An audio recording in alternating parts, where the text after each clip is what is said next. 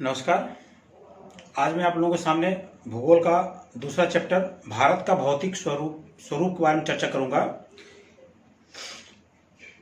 भारत को कुल 5 भौतिक स्वरूपों में बांटा गया था। एक नया भौतिक स्वरूप भारत में अभी जुड़ा हुआ आप लोगों के सिलेबस में, यानी कि हम कह सकते हैं अब भारत के कुल 6 भौतिक स्वरूप हैं। यानी कि भौतिक स्वरूप से मतलब सबसे पहले भौतिक स्वरूप बता दूं। भौतिक स्वरूप भौतिक चीजें मतलब जो हमें दिखती हैं। भारत दिखने में कैसा है? पहाड़, मैदान, नदी, झरने, तालाब, मरुस्थल, ये सब भारत के भौतिक स्वरूप है। मतलब दिखने में कैसा लगता है भारत, तो उन स्वरूपों के बारे में बात करते हैं। तो भौतिक स्वरूप भारत को मुख्यतः 5 अब 6 भागों में बांटा गया है। 6 भौतिक स्वरूप हैं। पहला हम देखेंगे मानचित्र के हिसाब से चलेंगे। मानचित्र में आप देख लीजिए, भारत का पूरा मानचित्र है।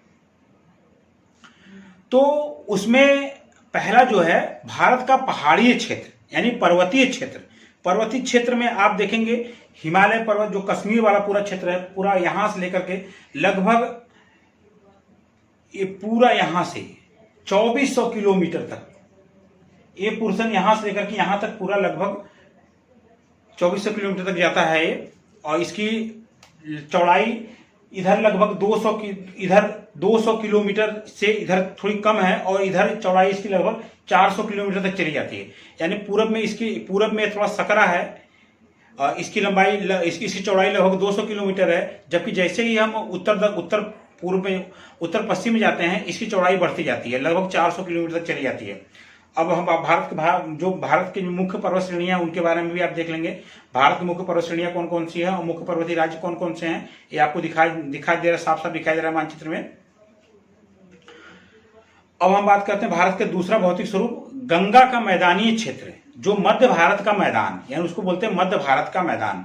तो गंगा, यमुना और सिंधु, इन नदियों द्वारा लाए गए अवसादों से, जो प्राचीन काल से अवसाद आया, नदियां अपने साथ जब बहा करके जो बड़े बड़े गड्ढे, बड़े बड़े पहाड़, पर्वत, इन चीजों को तोड़ मोड़ों के लाती हैं, मैदानों में छोड़ देती हैं। अपने जब पहाड़ों पर से नदियां चलती हैं, पानी लेकर चलती हैं, तो अपने साथ ढेर सारा बोझ लेकर चलती हैं। और जब मैदानी भागों में आती हैं तो इनके नदियों के पानी की रफ्तार कम हो जाती है, और ये अपने साथ जो बहा के लाती हैं उनको किनारे लेकर चली जाती हैं। और जब बाढ़ भी आता है तो ये और फैल जाता है। इस तरह ये जो पूरा मध्य भारत का मैदान है, पूरा पंजाब से लेकर के बंगाल, बिहार तक, और इधर गुजरात का उत्तरी भाग, राजस्थान, मध्य प्रदेश का उत्तरी भाग, ये सब पूरा का पूरा एक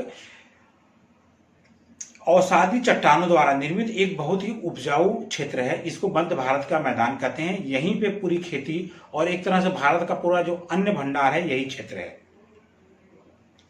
अब तीसरा बात करेंगे प्रायद्वीपीय पठार। हम भारत के मानचित्र में आप देखिए, यहाँ पे जब विंध्याचल पर्वत को पार करते हैं, यानी कर्क रेखा, आप देखिए कर्क रेखा के जब हम नीचे जाते हैं, विंध्याचल पर्वत को पार करते हैं, और नीचे जो समुद्र का त्रिकोणीय क्षेत्र है, ऐसे क्षेत्र जो होता है, वो होता है पूरा प्रायद्वीपीय क्षेत्र, ट्रायंगुलर क्षेत्र होता है। ये होता है भारत का प्रायद्वीपीय क्षेत्र। ये प्रायद्वीपीय इसलिए है क्योंकि पूरा इसका निर्माण प्रायद्वीपीय में तीनों तरफ से समुद्र से घिरा हुआ है। प्रायद्वीप इसलिए कहा, 3 तरफ से समुद्र से घिरा हुआ है, एक तरफ इसका स्थल है, इसलिए इसको प्रायद्वीप कहा जाता है। तो ये पूरा का पूरा लावा द्वारा निर्मित है, ज्वालामुखी के लावे के से निर्मित चट्टानों से निर्मित है। इसलिए यहाँ पर जमीन अपर्दन उपजाऊ तो कम है, लेकिन यह भाग प्राकृतिक संसाधनों से बहुत ही भरपूर है। जितने भी खनिज तत्व पाए जाते हैं, सब इसी क्षेत्र में पाए जाते हैं। और एक है आपका चौथा जो है समुद्र तटीय मैदान। आप भारत के मानचित्र में देखेंगे, दोनों तरफ समुद्र के किनारे एक लंबा तटीय, लगभग 100 से 200 किलोमीटर तक का पूरा तटीय क्षेत्र। यहाँ गुजरात की कच्छ की खाड़ी से लेकर के चलेंगे, यहाँ से होते हुए पूरा नीचे जाएंगे तो यहाँ बंगाल के बंग तक, तो यहाँ तक पूरा लगभग 100 से 200 किलोमीटर तक चौड़ा एक लंबा समुद्र तटीय क्षेत्र है, जिसको समुद्र तटीय मैदान कहा जाता है।